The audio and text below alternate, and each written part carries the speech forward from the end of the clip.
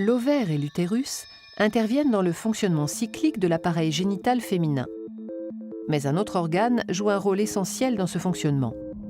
C'est une petite partie de la base du cerveau, appelée complexe hypothalamo-hypophysaire. Il est constitué de l'hypothalamus et de l'hypophyse. L'hypothalamus produit une hormone appelée GnRH, qui agit directement sur l'hypophyse. Cette dernière sécrète alors dans la circulation sanguine deux hormones appelées FSH et LH. La FSH est surtout sécrétée durant les 14 premiers jours du cycle.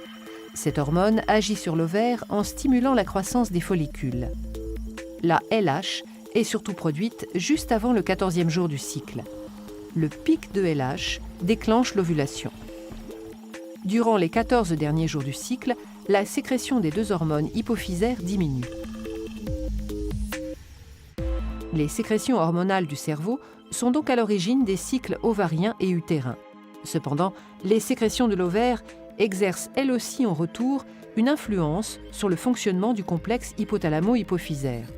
Au cours des différentes phases du cycle, l'ovaire va libérer deux hormones qui vont être détectées par le cerveau et modifier l'activité du complexe hypothalamo-hypophysaire. Durant les 13 premiers jours du cycle, la libération d'œstrogènes dans le sang par l'ovaire va être détectée par le cerveau. Il va limiter les sécrétions de FSH et de LH. On appelle ce phénomène un rétrocontrôle négatif exercé par l'ovaire sur le complexe hypothalamo-hypophysaire.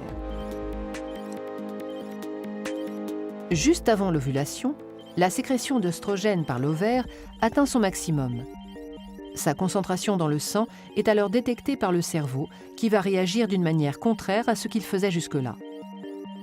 La sécrétion de LH et de FSH va augmenter très rapidement. On appelle ce phénomène un rétrocontrôle positif exercé par l'ovaire sur le complexe hypothalamo-hypophysaire. Il est indispensable à l'ovulation qui a lieu le 14e jour. Les 14 derniers jours du cycle, l'ovaire exerce à nouveau un rétrocontrôle négatif sur le cerveau en sécrétant la progestérone. Le fonctionnement de l'ovaire, de l'utérus et du complexe hypothalamo-hypophysaire est donc cyclique chez les femmes à partir de la puberté et jusqu'à la ménopause. Ce fonctionnement repose sur un dialogue permanent entre ces organes au moyen de diverses hormones sécrétées dans le sang.